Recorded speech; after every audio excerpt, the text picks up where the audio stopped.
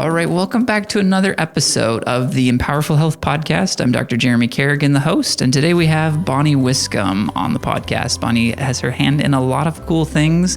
Tell us a little bit about yourself, Bonnie. Yeah, of course. So I am primarily a life coach and a mom. I'm also an entrepreneur. I own a couple of different businesses, and I'm a mom to 10 kids. So that makes things kind of crazy at our house and a full life, but we love it. 10 kids, 18 to 2. 18 to 2, right? yeah. Yes, very busy household, Yeah. very cool kids. Very loud. Yes. All right, we're going to talk about a couple of cool things today. First off, as a mom of 10 kids, we're going to discuss self-care for caregivers, moms, other people taking care of people, and then how those roles get defined over time. So let's dive in. Like, you're a mom with 10 kids. How do you take care of yourself? Oh, excellent question. So I actually joke that I have been gifted with the ability to be extremely selfish when necessary. And when having 10 children, I know it sounds silly, but being selfish is extremely necessary. Every caregiver knows that if you let go of the reins, life will just steamroll you, right? Your kids will need everything from you, or maybe it's an aging parent or whoever. You can very easily just completely give up your own autonomy and do everything for these people that you care for. So I have early on prioritized the things that make me feel happy, because when I don't, I feel very sad. I get depressed and short, and usually I take it out on my children, which is unfortunate. But I've just learned where my limits are, and so that looks like some fairly regular exercise. It looks like some decent sleep. It looks like some decent food. Sure. There's phases that go in and out of that, but those are kind of the bare basics that I have to make time for, or else. Right. There's a quote from Frozen that's one of my favorites. It's from one of the songs in there. It says, people make bad choices when they're sad or scared or stressed.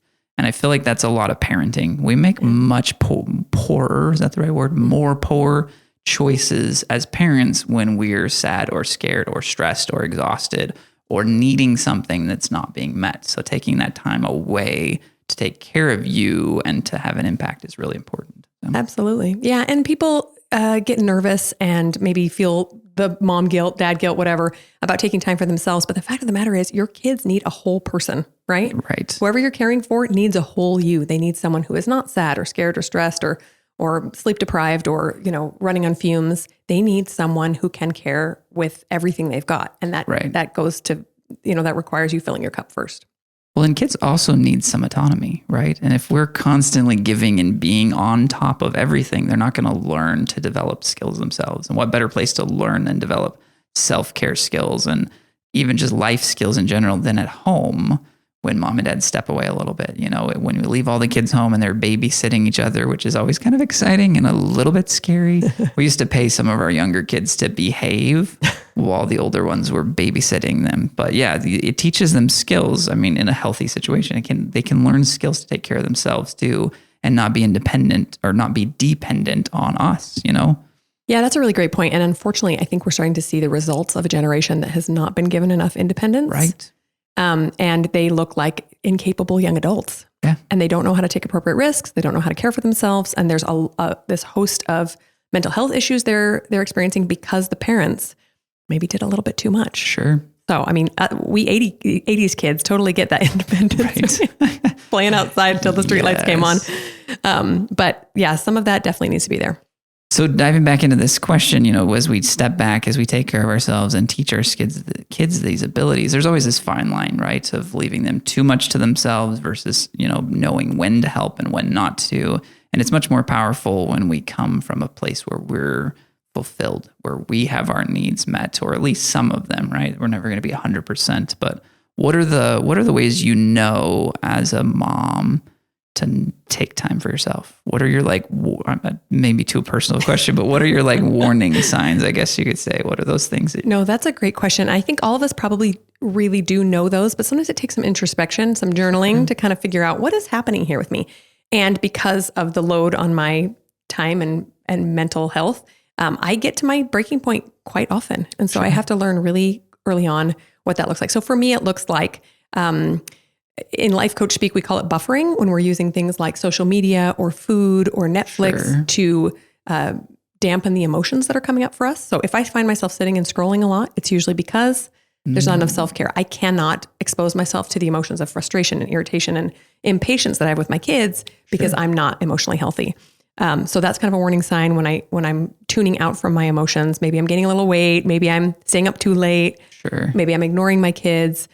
So basically, anytime I show up in any way that I'm not proud of, that I'm like, warning sign, something's happening here that I'm not able to process. So where do I need to back up and shift a little bit? I like that concept of buffering, where we're putting a buffer, where we're distancing ourselves, living vicariously through other people or other things instead of feeling that satisfaction within us. Yeah, that's a really good warning sign to step back out. For sure. And it can happen with so many things. Social media is a big one for me just because I have a reason to be on it for my business anyway. Food is a big one. Sure. Even exercise and healthy things can be one if you're using it to escape. Absolutely. Yeah. When you're not using it as a tool to get where you want to go and instead using it as a way of getting away. That's that buffering, that distancing, that putting buffers between us and the things we're not able to currently deal with. So, which is really easy to happen when you're in this busy world. We're given so much stimuli. And then in a house of 10 kids, it's a lot of stimuli. I got to speak once with your oldest in church and sitting next to him. And I remember him saying something about he was reading this church quote and it had to do with finding a place of quiet to do this. And he's like, this does not exist at my house. It's true.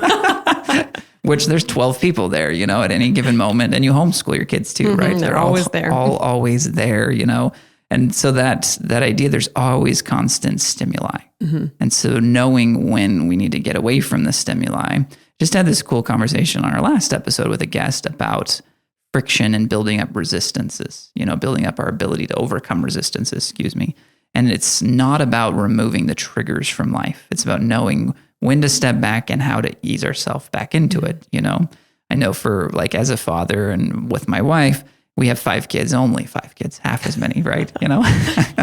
But there's a lot of stimulation there. And so we're very careful about if Sarah has some time away or if I have some time away, what's it like easing back into that, because you can go have these great moments and feel a lot more calm and rooted. And then you come in and, one kid's running across the room, screaming, chasing another one and all this chaos. And it's it all disappears immediately. Maybe you could talk a little bit about that. What are ways you find to sustain that? And so instead of just escaping and getting away, how can we use these things to actually help us come back more prepared to be in those moments? Yeah, that's a great question. So I do make sure that there's some sort of escape. So work is that for me, my business. Going into my office, working on something creative and constructive helps a lot. Sometimes I do need to just kind of lock myself in a room if, that's not feasible to actually leave the house. Sure. But trips or time away can be really, really fulfilling if you're feeling overstimulated. But yes, like you say, the problem is coming back. It's just like a ice cold bath sometimes. You just jump right in. You're going, oh my gosh, how did I tolerate this before? So I try to warn my kids a little bit. Hey, it's kind of a lot being here sometimes. And they acknowledge that too. It's a really helpful lesson to teach them. When you feel a little bit overwhelmed, this is what we do. We go take a bath or we go for a walk or we do have a big yard, which is great. So they can go lay out in the grass and calm down a little bit and hopefully feel a little bit of silence. But I like to try to ease in as much as possible. So I actually, if I ever leave town, I try to come home late at night when kids are asleep. That's genius, yes. So I can at least have a decent night's sleep before I wake up and try to hit the day running. But it happens, and you come home and they're all like, oh, I'm sure you come home from work and they're like, Dad, everybody's running in. So just to acknowledge that and prepare myself mentally. Okay, remember, I'm missing these kids. I want to come back and I want to be here with them, but it's going to be hard. And to anticipate that negative emotion. Sometimes we just think, why am I not feeling positively right now? I missed my kids. I want to be here. Right. Because you just had, 3 days of silence. Of course, it's going to be hard. So just anticipate. I'm going to be a little irritated. I'm going to, my eardrums are going to hurt a little bit. This is totally normal. Totally normal to brain's readjust. getting overstimulated. It's a natural part of the process. You hit on something there that I think is huge. And it's this example you're setting and this dialogue you're having with the kids, teaching them it's okay to take care of themselves. It's okay to step back from a stressful situation. I can't imagine how much problems of our society currently would be settled if people would step back and take a little breath before they push forward. If we all were able to take that time and relax, think things through, and then make decisions, but there's such a need to make a decision now, that's overstimulating. So teaching your kids that, hey, if you're feeling overstimulated in a house of 12 people, which is going to happen, step out. Here's some tools. Here's some things you can do to do that is just making the next generation even better. Yeah, absolutely. And, I think parents, especially moms, we're just biologically predisposed to want to care for our kids all the time and give them everything. The self-denial, it actually feels good to us to give them everything. But one thing I try to teach people is that even though it might feel good to you to just kind of give everything for a while, especially if your kids are only home with you for a short while, maybe they go to school or you only have 2 and they're going to be gone in no time. Sure. Think about what you're teaching your children. Are you teaching your daughters and sons to grow up to be adults who just give everything, that have no boundaries and don't know how to care for themselves? I hope that, my daughters see me as a mom and are able to become also a healthy mom who knows how to take space for themselves. And so that my sons grow up to be dads that are like, oh, this has been a hard day for my wife or for me with being with the kids. I need to step away and take some mental health breaks. That's really an interesting point, because I've observed over the years, like families of a lot of kids sometimes don't have a lot of grandkids. And I feel like you're hitting on this concept a little bit here, that the waste and wear your life as a parent, that's not appealing to the next generation. Right. Seeing the toll it took on mom and dad, they want to see you, they don't know it, but they want to see you as a whole person, a fulfilled person, making cool things happen in the home and out of the home, which is kind of the next concept we want to talk about. But when kids don't see that as an example, and they see just mom wore her entire life out, that's not appealing to sign up for and be like, okay, let me have children. Let me do this, Yeah. And obviously it's a very personal choice having kids, and no one should feel like they have to have kids. But like that idea of setting a good example holistically versus just setting, the selfless mom example is huge. And you accomplish a lot of cool things outside of that. Now you have this coaching. This is pretty recent, the coaching aspect, right? And coaching moms on how to see themselves as more than just moms, which is a really cool concept. And what we're going to talk about next is, where's that line? We think, oh, I'm always a mom and that's the most important thing. And it may be for people, but like, you're more than just a mom. You want to speak to that for a second? Yeah, I think for moms, more than any other role, I would say, any other relationship in society, we do like to take it on as an identity. Sure. So I don't know a lot of sisters that are like, well, first and foremost, I'm a sister. Right. And then I do these other things. But moms do that, and for good reason, because it really does take up so much time and energy. Especially when they're little and they're like wholly dependent on you for existence. Right. So. But I would just caution anyone who uses their children as their identity first to ask yourself, what happens when they're adults? Sure. What happens when they grow up? Or what happens when they rebel and choose not to be a good daughter or son? They just want to go do their own thing. Is that going to completely crumble your identity? Right. Because in the end, being a mom is not an identity. It's just a relationship. Sure. It's a beautiful relationship that hopefully we can have for the rest of our life. And a dad as well, like to have these great relationships with our kids. But it can't be the only thing. Right. And I would even argue it can't be the primary thing. You have to be in tune with what you want and who you are above all that. And then you can be an amazing mom. Absolutely. Yeah. I mean, the scripture talks about love your neighbor as yourself. And that's the part we miss a lot. Yes. As yourself. And your neighbor is those nearest you, and nearest you should be your family, right? That's your closest relationship. I like to call them roles we play. We play the role of a parent, a mom and a dad. And that's not who we are, but as we love ourselves first, then we're going to show up better as a parent, set a better example. And like you said, those transitions when we're not a parent all the time anymore, a lot of people have a hard time with it. You hear moms saying, oh, you're my life at this point. It's like, no, they have their own life. And the more we have that almost a codependent relationship, it's not healthy and it's toxic, right? We see a lot of people who are cutting off contact, going no contact with family members because they don't know the boundaries. They don't know how to respect that or to find who they are without a family member present. Like you said, if a family member rebels or even just moves across the country, across the world. We watched this show, my wife and I, about like crazy mother-in-laws. It was quite entertaining. It was basically like couples getting married, and the husband or the groom, his mom and him have a really close codependent relationship, and it went as far as one of the moms was like going on the honeymoon with them. And like the daughter had these plans to go off and get this job back east or something. And the mom was like, well, you can't do that. He can't go. And so that type of thing, the moms didn't know who they were independent of being a mom. So what are some ways moms can do that, can separate themselves and do those roles better? Yeah. Well, first off, I think this loss of self and identity really happens very sneakily, Sure. Especially if you have a bunch of little kids early on, you have 3 kids really close together. All of a sudden, the next thing you know, I don't have time to go to the bathroom, let alone develop my talents. Right. But eventually there comes a point where things stabilize a little bit and you can ask yourself, who was I before I had kids, right? Before I was married and had kids, what was interesting to me? What was fun? What got me excited? If you were a big, you love to dance or do music, when's the last time you did that? Sure. If everybody comes to you for advice on art or, relationships or whatever. When was the last time that you really tapped into those talents and skills? So just get back in touch with what you were good at, what you've been blessed with, and you do more of that. Do more of those things that make you feel so happy. I like that. Yeah, I remember when we were in those stage with all the little kids and people ask, oh, what are your hobbies? And I'm like, sleeping. Hobbies?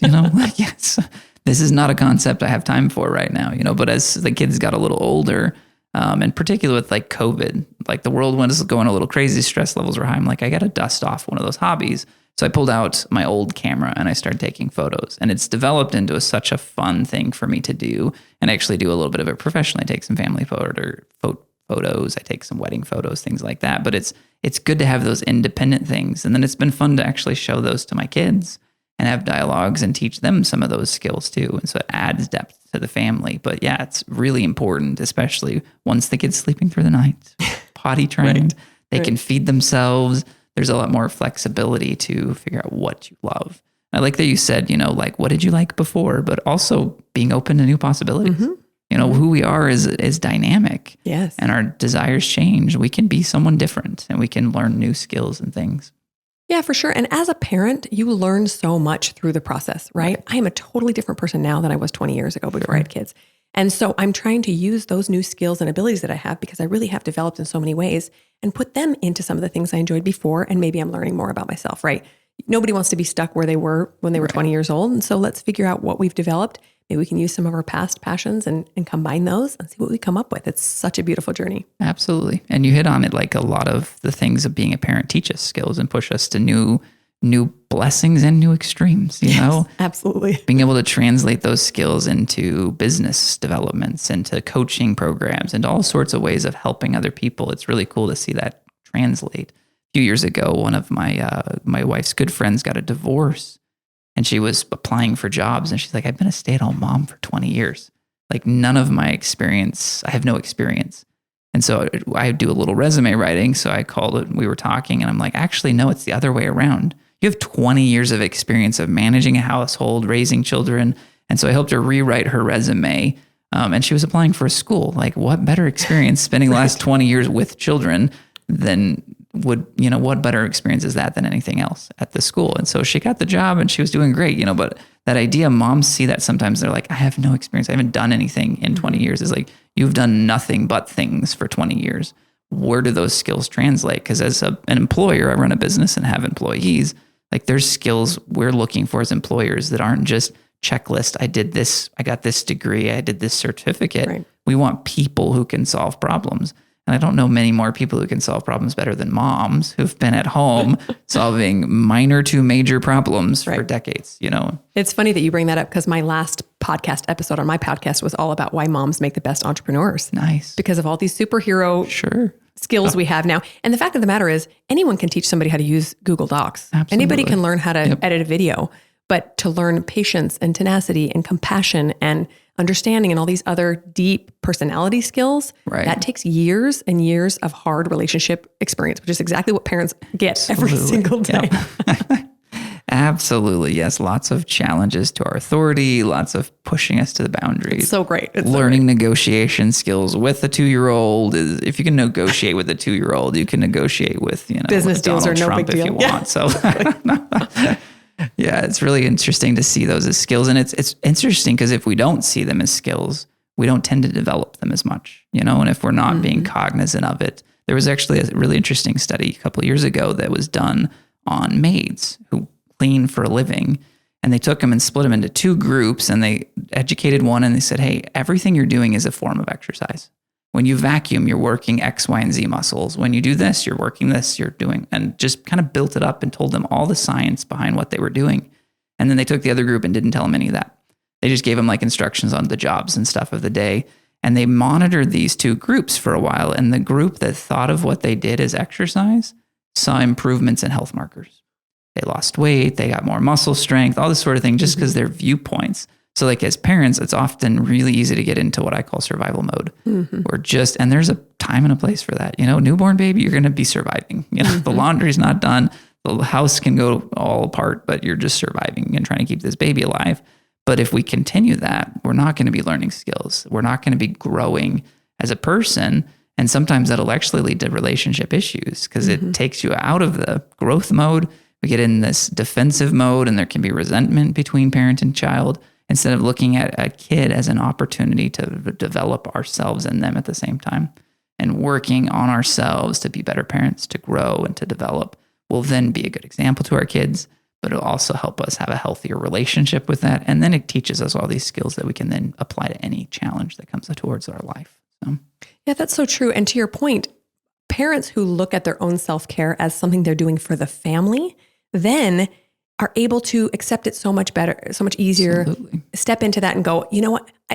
Seeing that transition in myself, the first few years of parenting, I really did feel like it was selfish. Like, I know that I need to leave right now and I'm sorry and I got to do this thing, whatever. But now I acknowledge that this is for my good and it's for my children's and my husband's good. And so when I leave, it's so much easier for me to come back and bring that peace and calm that I've developed because I know that I'm doing it for the benefit of my family, not because I want to just take off and leave them behind, but because I want to be a better mother. And that perspective changes everything. Absolutely. It's really interesting too, because I know I'm a healthcare provider as a chiropractor.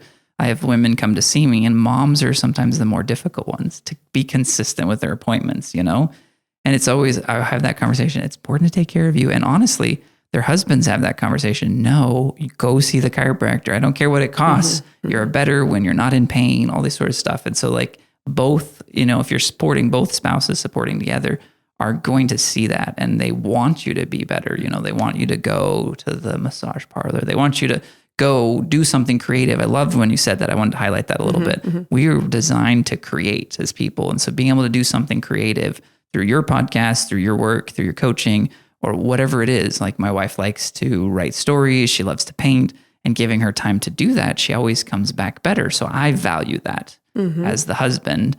My kids value that as the kids. They may not know it, but they know that mom's happier when she comes back from that, So the whole family benefits. And I love that you hit that point.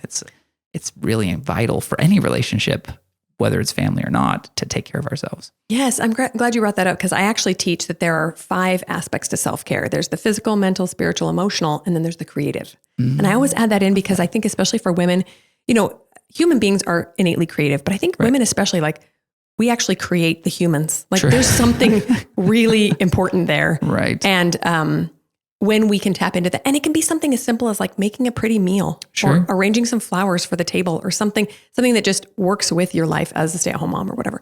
Right. But if we can incorporate that in, there's something magic about that. That creativity really sparks some joy and some peace in our lives. Something tangible that you can see, feel, something of beauty that just is lasting, Yes. A lot of the beauty in moments in parenting are fleeting at times. And so, nothing stays done. You're finished over here and you go to the other end of the room and you turn around and it's a mess again. Exactly. Yes. So hanging that picture on the wall can be just what you need. To Absolutely. Keep Making sure it's perfectly in alignment, says the chiropractor. But this has been a great discussion. Thank you for these tips. It's very helpful for more parents, more moms, particular. Moms tend to sacrifice themselves first. And it's fun to hear so many moms speak to the other moms and be like, stop doing that. Take care of yourself. And watching moms get together, and doing mom nights and going and getting that support, they always come back better. And it's such a beautiful thing. So tell us a little bit about what the name of your podcast is, your website. So if people want to learn more about the awesome work you're doing, they can follow you. Yeah, of course. So my website is bonniewiscombe.com. And that's where I have all my information about coaching and things. And my coaching podcast is called Burning Brightly. That's my solo show where I talk to moms who want to start businesses. And then I actually have another show with a co-host called Outnumbered. And that's where we talk to moms about all things motherhood, all the family logistics and help there. We talk about survival mode a lot too. That's a big one for us. Survival mode. It's one of my favorite concepts in the office and outside, but that's great. I love the title. Outnumbered is that podcast. And then the other one is Burning Brightly. So thanks again, Bonnie, for being on here. Of course. Thanks for having me. Appreciated chatting with you.